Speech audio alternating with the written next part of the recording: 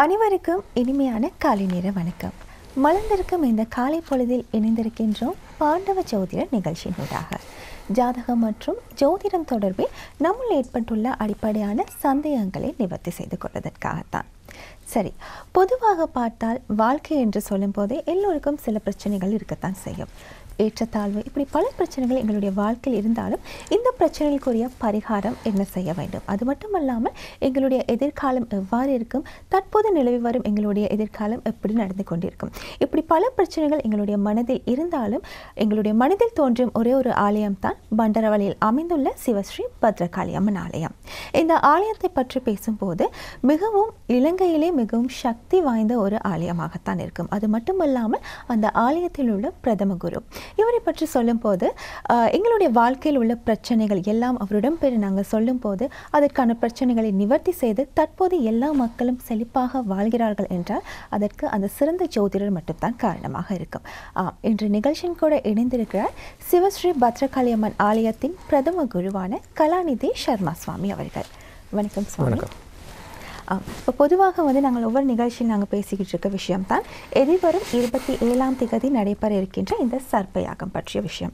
நாங்கள் சென்ற வார நிகழ்ச்சியில் நிறைய தகவல்கள் சொல்லி இருந்தாலும் இன்னுமே மக்கள் மத்தியில் சில குழப்பங்கள் இருந்து கொண்டு தான் இருக்கும். பொதுவாக இந்த சர்ப்பயாகத்திற்கு வரும்போது என்ன மாதிரியான பொருட்கள் கொண்டு வரணும், எதற்காக இந்த சர்ப்பயாகம் நடைபெற இருக்கின்றது, இப்படி பல குழப்பங்கள் இருக்கும். இதுக்கெல்லாம் ஒரு தெளிவான பதிலை சொல்ல முடியும்? பொதுவாகவே நமக்கு ராகுகேது மாற்றம், இந்த ராகுகேது மாற்றத்தில் ஒரு பஞ்சாங்கத்தில் செப்டம்பர் 1ஆம் தேதி ராகம் மாறிச்சுது.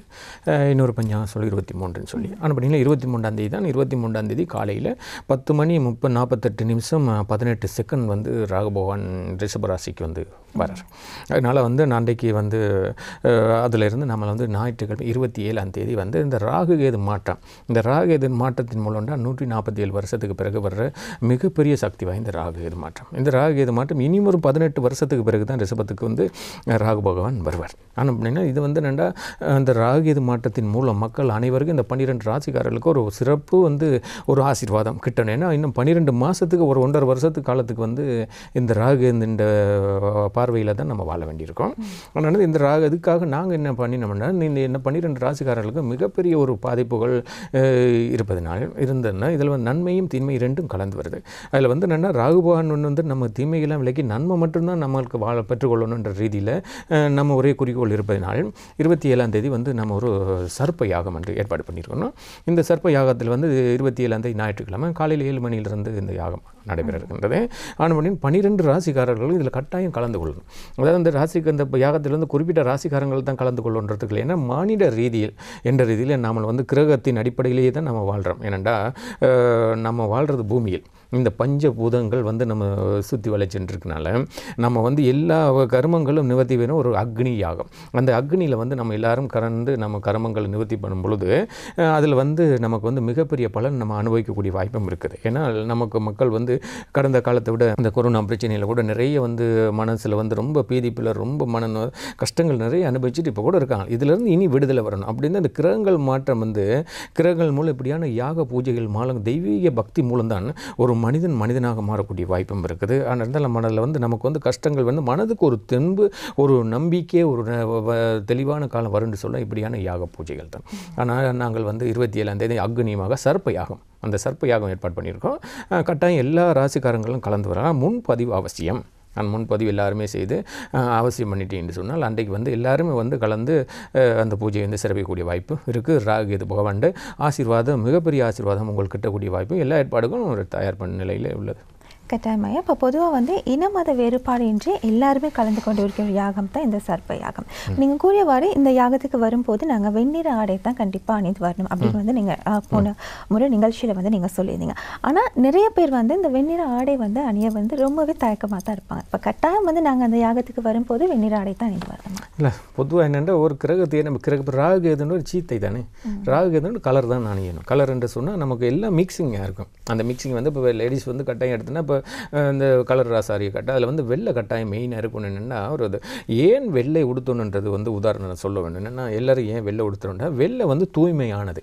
அந்த தூய்மையானது வந்து இப்போ நம்ம ஆலயத்துக்கு செல்லும் பொழுது வந்து என்னென்னா நம்ம வந்து மனசு இப்போ வெளியிலேருந்து வீட்டுக்குள்ளேருந்து வெளியில் போகிறோம், நிறைய திஷ்டிகள் பூதங்கள் பிரச்சனைகள் மனசில் வேதனைகள் நிறைய அடுத்த வீட்டு பிரச்சனை குழந்தை பிரச்சனை கணவன் பிரச்சனை தொழில் பிரச்சனை இப்படியான சாப்பாட்டு பிரச்சனை எல்லா பிரச்சனையும் நினைச்சுன்னு கோயில் வாசலுக்குள்ளே போகிறோம் இல்லையா. இந்த கோயில் வாசலுக்கு வந்து அந்த கடவுளை நாங்கள் பார்த்த பொழுது அந்த எல்லா பிரச்சனைக்கும் ஒரு நிவர்த்தியாக வருது.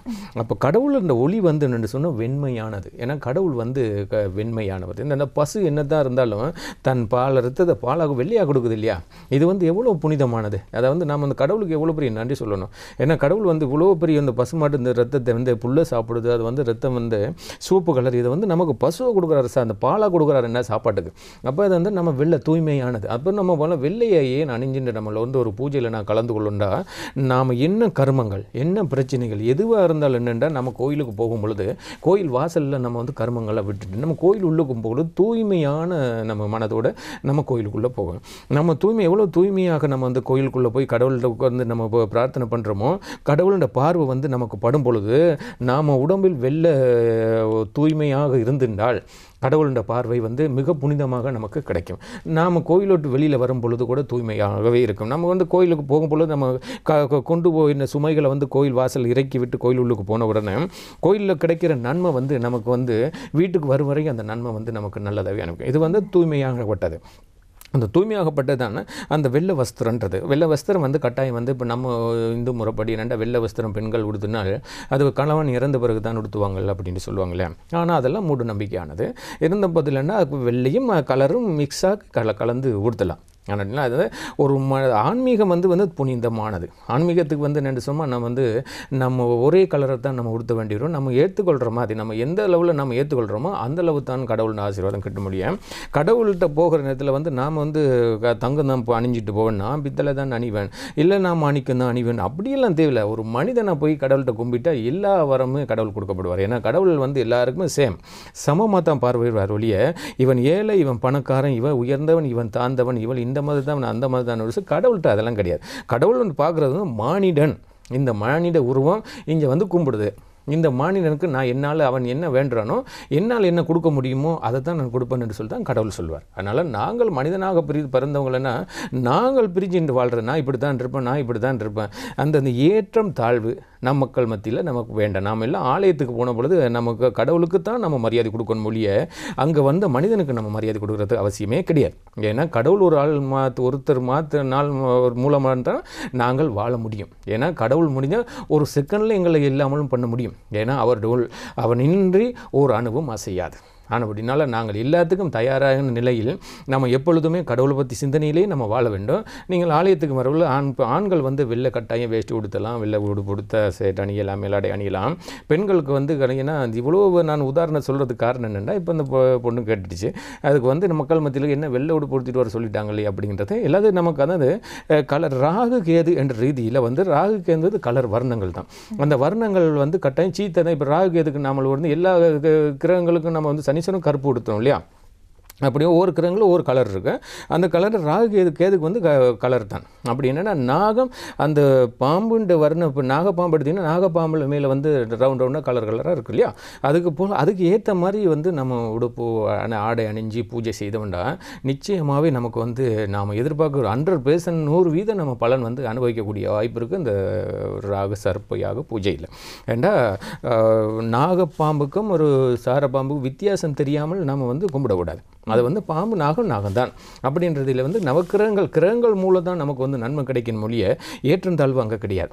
அதனால் வந்து நாம் சொல்கிற வழிமுறையை நீங்கள் பின்பற்றினீங்கன்னா நிச்சயமாக வாழ்க்கையில் வந்து ஒரு நல்ல தெளிவான வாழ்க்கை வாழக்கூடிய வாய்ப்பு உங்களுக்கு இருக்குது. நிச்சயமாக இந்த வெண்ணிற ஆடை எதற்காக நாங்கள் அணியணும் அப்படின்றது வந்து ஒரு தெளிவான விளக்கத்தை வந்து நீங்கள் கண்டிப்பாக இப்போ மக்கள் மத்தியில் சொல்லியிருப்பீங்க.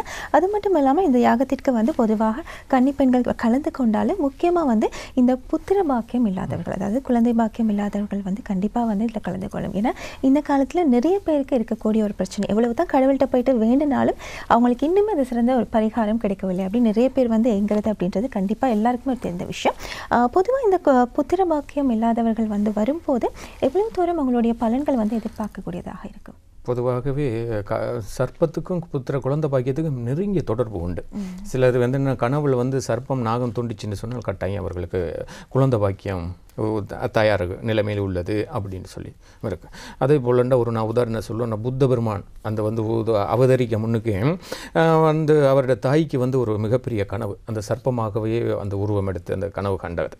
நான் வந்து உனது வயிற்றில் வந்து நான் குழந்தையாக பிறக்கிறதுக்கு அனுமதி தருவாயா என்று அந்த குழந்தை வந்து கேட்டு, அதாவது ஒவ்வொரு தாய்க்கும் ஒரு குழந்தை பிறக்கும்னு ஒரு கனவு வரும். அந்த அந்த ஆன்மா வந்து கனவா வரும். கனவா வந்து அந்த வயிற்றில் வந்து நான் குழந்தையாக பிறக்கிறேன், எனக்கு நீ ஒரு அனுமதி கொடுப்பாயா அப்படின்றது. எல்லாருமே இந்த கனவை வந்து அதை வந்து தட்டி கழிக்கிறது. ஏன்னா என்னது இந்த கனவு இப்படி அதெல்லாம் நார்மலாக போயிடுச்சு அப்படின்னு விட்டதில்லை. ஆனால் கனவுகளில் வந்து நிஜமானது. ஆனால் இப்படியான ஒரு புனிதமான கனவுகள் தன்படும் பொழுது புனிதமானவர்கிட்ட போய் நீங்கள் இதை பற்றி விசாரிக்கணும். அவங்களுக்கு தான் இந்த பலன்கள் தெரியும். அதுக்கு பிறகு தான் புத்தர் அவதரித்தார். பிறகு தான் வந்து ஞானிகள், ரிஷிகள் எல்லாருமே உலகங்கள் வந்து மாவிஷ்ணுன்ற அவதாரத்தின் வந்து இலைகள், செடிகள், குலைகள் எல்லாருமே வந்து அன்னைக்கு பெரிய பூரிப்படைஞ்சார்கள். ஆடா, இப்படி ஒரு சக்தி வாய்ந்த ஒரு மகான் பிறந்துட்டாரே, இப்படியான இனி ஒரு மகான் நீங்கள் இப்படி பிறக்க மாட்டாரே அப்படின்ற ஒரு இருந்திருக்கு. இது வரைக்கும் அப்படி ஒரு மகான் பிறக்கலை. ஆனால் இது வந்து நான் அதுவும் ஒரு தாய் தான். குழந்தை புத்தரை பெற்றதும் ஒரு தாய் தான். ஏன்னா அவர்களும் கல்யாணம் செஞ்சு எவ்வளோ காலத்துக்கு பிறகு தான் புத்த பெருமான் பிறந்தார்.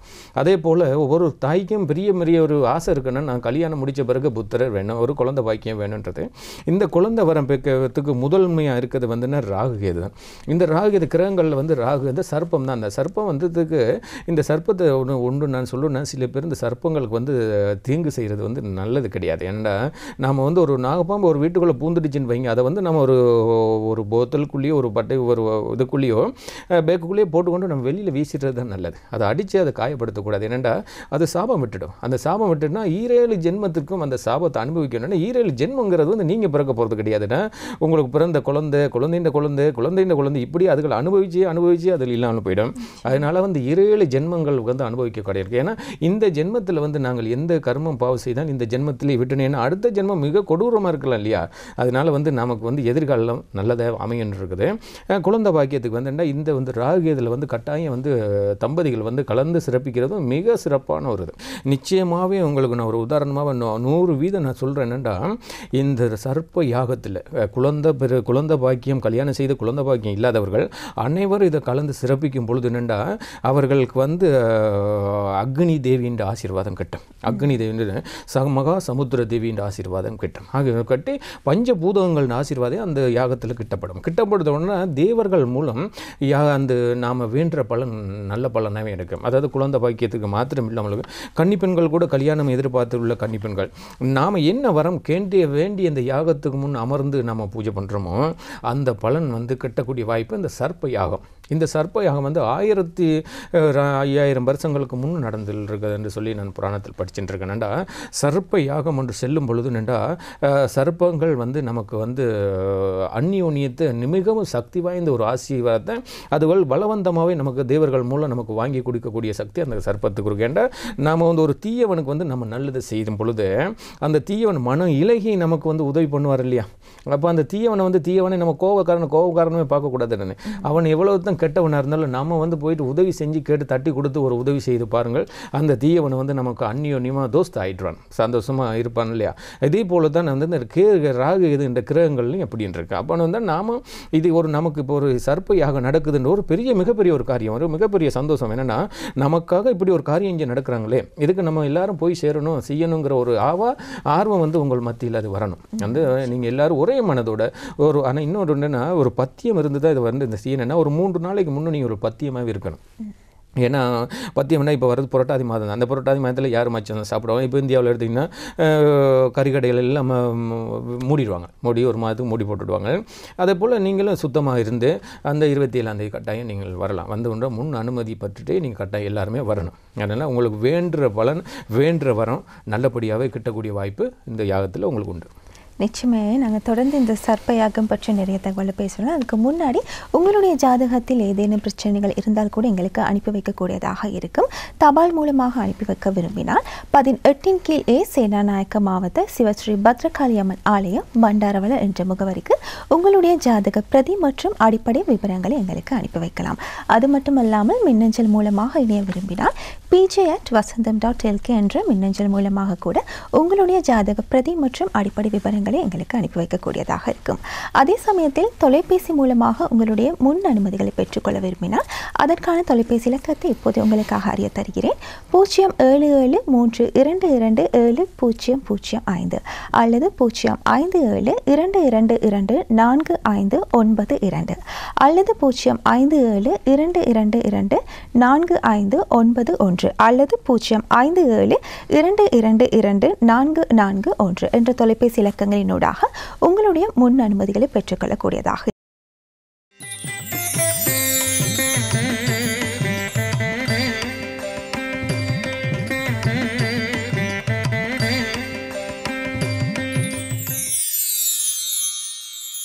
காலை பொழுதில் இணைந்திருக்கின்றோம் பாண்டவ ஜோதிட நிகழ்ச்சியினூடாக. நாங்கள் ஆரம்பத்தில் சர்ப்பயாகம் பற்றி நிறைய தகவல்களை நாங்கள் பேசிகிட்டு இருந்தோம். அது மட்டும் இல்லாமல் பொதுவாக இப்போ இந்த ராகு கேது மாற்றம் ஆரம்பித்திருக்கு. அதாவது இந்த கிரக நிலை மாறும்போது நல்ல காரியங்கள் நாங்கள் செய்யலாமா, இப்படி நிறைய பிரச்சனைகள் நிறைய கேள்விகள் எங்களுக்கு எழுதி கொண்டு தான் இருக்கும்.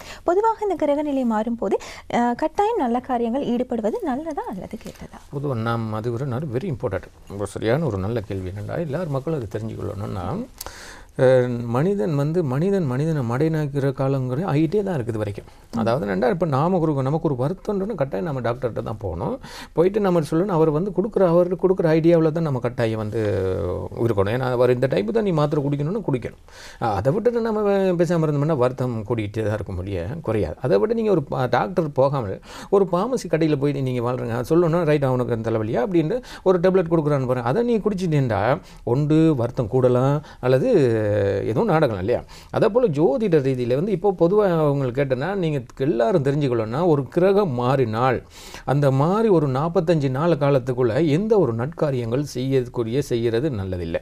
என்ன காரணம் என்றால் அந்த கிரகங்கள் மாறும் பொழுது ஒரு 45 நாள் இடைவெளிக்குள்ளே நமக்கு அது மண்டலம் கிரக மண்டலம் காலச்சக்கரம் இது எல்லாமே மாறி அமையும் பொழுது என்னென்னா நவக்கிரகங்கள் இந்த ராசி 9-12 கட்டங்கள் சில மாற்றங்கள் சில அந்நியனும் கூட குறையல் நட்சத்திரங்கள் மாறி அமைய சில அமனுசி தோஷங்கள் வரல. இப்படியான எல்லா தீய சக்திகளும் நல்ல சக்திகளும் ரெண்டு தீமை நன்மை ரெண்டுமே இணைஞ்சு செயல்படுறதுனால நம்ம குறிப்பிட்ட ஒரு நல்ல நேரம் பார்த்து நம்ம ஒரு நற்காரியம் செய்யும் பொழுது அந்த காரியம் தீமையாக நடக்கலாம். தீமையாக நடக்கும் பொழுது என்னென்னா ஒன்று ஜோதிடர் குறை சொல்லுவாங்க, இல்லாத நம்ம கடவுளை சொல்லுவாங்க. இது என்ன காரணம்னா அதாவது மனிதனுக்கு ஒரு பிழையான ஜோதிடர் போய் நீங்கள் எல்லாம் கேட்டு செய்கிறது வேணும். அவருக்கு விளக்கம் தெரியாதுன்றா இந்த நேரத்தில் இதை செய்தால் நல்லது கெட்டதுன்னு சொல்லி ஒரு நேரத்தை குறித்து கொடுப்பார் ஒழிய அவருக்கும் அறியாமை பலதுகள் இருக்கும். ஏன்னா அவர் ஜோதிடரும் சில ஜோதிடர் விளங்கி கொள்ளணும். என்னென்னா ஒருத்தர் ஜோதிடர் நம்ம என்ன பார்க்குறோம் என்ன செய்யணும் அப்படின்னு சொன்னால் அந்த கிரக நிலை நம்ம ஒரு சரிவர ஆராய்ச்சி அவருக்கு நம்ம பதில் சொல்லணும்னா ஒரு ஜோதிடர் தான் கட்டாயம் வழிகாட்டல். அப்போ நாம் சொல்கிற வழியில் தான் அவர் கடாரன்னு நான் போயிட்டாருண்டா போய் திரும்பி பார்க்கும்போது எங்களோட முகம் தான் தெரியும்டா இவரோட வழிகாட்டலில் நான் இவ்வளோ தூரம் வந்துட்டேனே அப்படின்னு ஒரு பெரிய சந்தோஷப்படுவார் ஒழிய அந்த வழிகாட்டில் அறவாசியில் போயிட்டு விழுந்துட்டாருண்டால் அவர் திரும்பி நல்ல வார்த்தை சொல்ல மாட்டார். அப்படின்னு பொழுது நின்றா இப்போ குறிப்பாக ஒருத்தர் என்னட்ட ஒரு போன வாரத்தில் ஒரு இன்றைக்கி நான் கடை திறக்கிறேன் எனக்கு ஒரு ஆசீர்வாதம் பண்ணுங்க அப்படின்றார். சொன்னேன் நீங்கள் வாங்க எந்த மாதிரி இப்போ கடை திறக்கிறேன்னா இன்றைக்கி நான் தான் கடை திறக்க போகிறேன் அப்படின்னா. ஆனால் 4 நல்லா இல்லை அவர் சொன்னால் 4 நல்லா இருக்க கல்யாணம்லாம் நடக்குது அப்படின்ட்டு. ஆனால் எதை நடந்தாலும் அவருக்கு நான் உதாரணம் சொன்னேன்டா எதை செய்தாலும் இப்போ 1ஆம் தேதி ராகு கேது மாறிடுச்சு. இந்த ராகு கேது மாறிடுன்னா இது புரட்டாதி சனி வருது இல்லையா? இப்போ இந்த புரட்டாதி மாதம் ராகு கேது. அப்போ இந்த நேரத்தில் எந்த ஒரு நல்ல காரியங்களும் செய்கிறதுக்கு நன்மை இல்லை. பொதுவாக பாருங்கள், அதாவது எந்த ஒரு நல்ல காரியம் செய்தாலும் அடுத்த 1 இயருக்குள்ளே பெரிய பிரச்சனைகளை அனுபவிப்பாங்க. பெரிய தீமைகள் கஷ்டங்கள் இப்படியெல்லாம் வரும் பொழுது கடைசியில் கடவுள் மேலே குறை சொல்லி அந்த சிக்கல் படுவாங்க. என்ன கடவுளை நான் கும்பிட்டு எனக்கு என்ன இருக்குன்னு தான் நான் கடவுளை நம்பி நான் இவ்வளோ பணம் முதல் போட்டேன் என்ன ஒன்றுமே ஆகலைன்னு சொல்லி மூட நம்பிய குறை சொல்லுவாங்களே.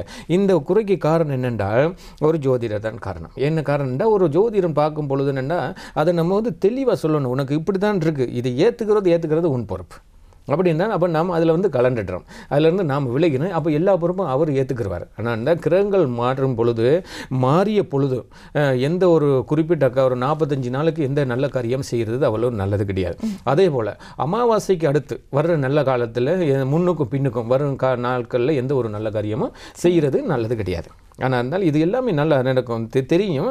தெரிஞ்சிட்டே நிறைய பேர் இது பிளவிடுறாங்க. அதனால் ஜோதிடம்ன்றது இப்போ பொதுவாக என்னென்னா இப்போ வசந்தம் மூலம் டிவி மூலம் நீ ஜோதிடத்தை பற்றி தெரிஞ்சு கொள்றது தான் பல உண்மைகள் மக்களுக்கு விளங்குது. நாங்கள் இப்படி தான் அதான் இவ்வளோ காலம் நம்ம இதெல்லாம் விட்டுட்டோமே, இனிமேல் சரி நாம் நல்லா வாழணுமே அப்படிங்கிற ஒரு எண்ணத்தில் இருந்துட்டு இருக்கிறாங்க. ஆனால் எதிர்காலம் உங்களுக்கு நல்லதாமே அமையும். அதாவது ஒரு சரியான ஒருத்தர் தெளிவாக தெரிஞ்சுட்டு நடந்தீங்கன்னு சொன்னால் வாழ்க்கையில் எந்த குறை இல்லாமல் நீங்கள் வாழக்கூடிய வாய்ப்பு கிட்டும். நிச்சயமாக நாங்கள் தொடர்ந்து இன்னும் நிறைய விஷயங்களை பேசுவதற்கு முன்னாடி உங்களுடைய ஜாதகத்தில் மீண்டும் ஒரு முறை ஏதேனும் பிரச்சனைகள் இருந்தால் கூட எங்களுக்கு அனுப்பி வைக்கக்கூடியதாக இருக்கும். தபால் மூலமாக அனுப்பி வைக்க விரும்பினால் சிவஸ்ரீ பத்ரகாளி அம்மன் ஆலயம் 18 கீழ் A, சேனாநாயக்க மாவட்டம், பண்டாரவள என்ற முகவரிக்கு உங்களுடைய ஜாதக பிரதி மற்றும் அடிப்படை விவரங்களை எங்களுக்கு அனுப்பி வைக்கலாம். அது மட்டுமல்லாமல் மின்னஞ்சல் மூலமாக இணைய விரும்பினால் pj@vasantham.lk என்ற மின்னஞ்சல் மூலமாக கூட உங்களுடைய ஜாதக பிரதியை எங்களுக்கு அனுப்பி வைக்கக்கூடியதாக இருக்கும். அதே சமயத்தில் தொலைபேசி மூலமாக இணைய விரும்பினால் அதற்கான முன் அனுமதிகளை பெற்றுக்கொள்ளணும். அதற்கான தொலைபேசி இலக்கத்தை இப்போது உங்களுக்காக அறிய தருகிறேன்.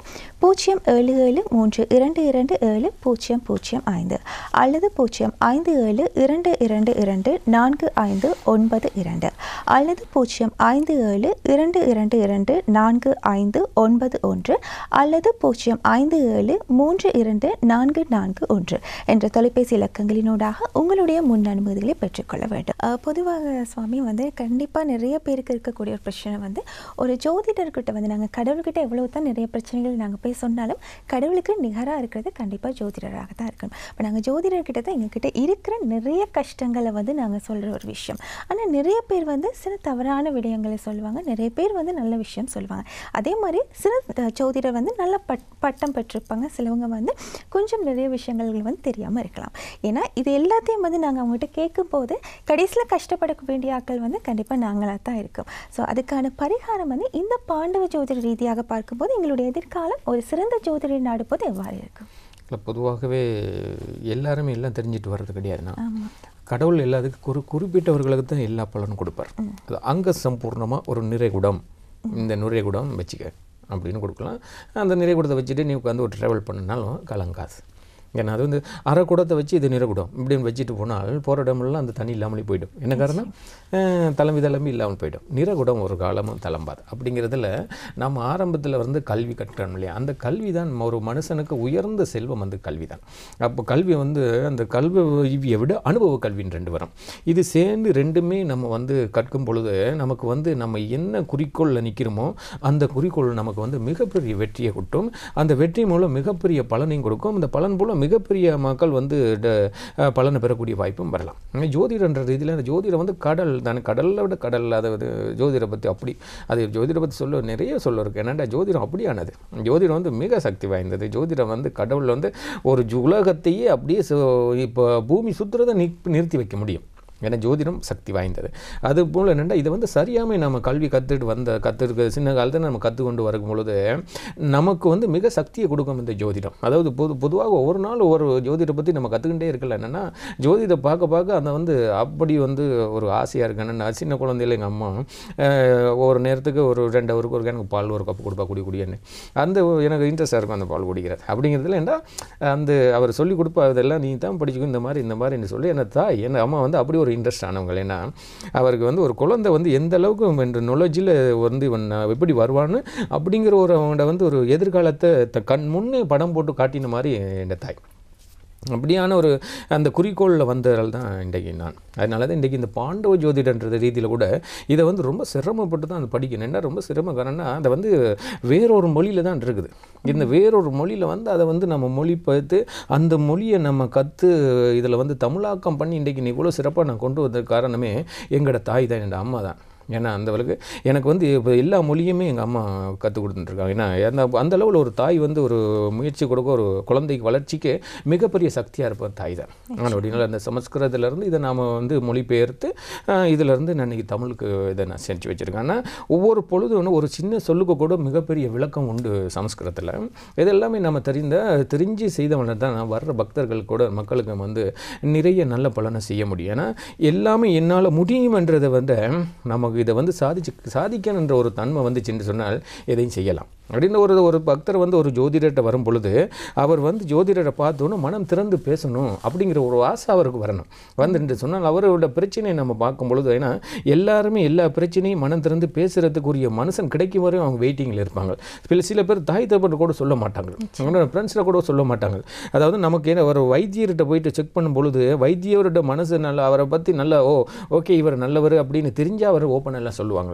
அதே போல் ஒரு ஜோதிடர்கிட்ட கண்டவங்களும் அவர் மேலே வந்து ஒரு மிகப்பெரிய ஒரு சந்தோஷம் வரணும். அவர் கண்ட உடனே இப்படி நம்ம எல்லாம் சொல்லி இந்த இதுக்கு வந்து இதுக்கு பரிகாரம் அவர் மூலம் நம்ம பெற்றுக்கலாம் என்ற ரகசியம் என்றது மிகப்பெரிய ஒரு பொக்கிஷம். இந்த ரகசியத்தை வந்து ரகசியமாக இருக்கவர்கிட்ட மூலம் தான் நம்ம இதெல்லாம் செய்ய முடியும். அதை வந்து நம்ம ஓப்பன் பண்ண முடியாது. அப்படியான நிறைய பிரச்சனைகள் மக்கள் மத்தியில் இன்றைக்கு இருக்குது. இன்றைக்கி நான் இவ்வளோ லட்சக்கணக்கான ஜாதகம் நான் பார்த்துட்டேன். அதனால் வந்து எவ்வளோ பிரச்சனைகள் மக்கள் மத்தியில் இருக்கும் பொழுது ஜோதிடர் வந்து சரியான ஜோதிடர் நீங்கள் வரும் பொழுது இதுக்கு உங்களுக்கு என்ன பிரச்சனை, இந்த பிரச்சனையில் தீர்வு எது, இதை நம்ம எப்படி செய்யலாம் அப்படின்னு இப்போ ஒரு கருங்கல்ல தூக்கி இதை நீ வச்சுக்க அப்படின்றது அது மூலம் நம்ம என்ன பிரயோஜனமாக முடியும், அது மூலம் நமக்கு என்ன பண்ணலாம்னு சொல்லி நாம முறையில் அதை தெளிவுபடுத்தினா அதுக்கு நமக்கு மெஷின் இல்லாமலே அதை நம்ம உடைக்கலாம்.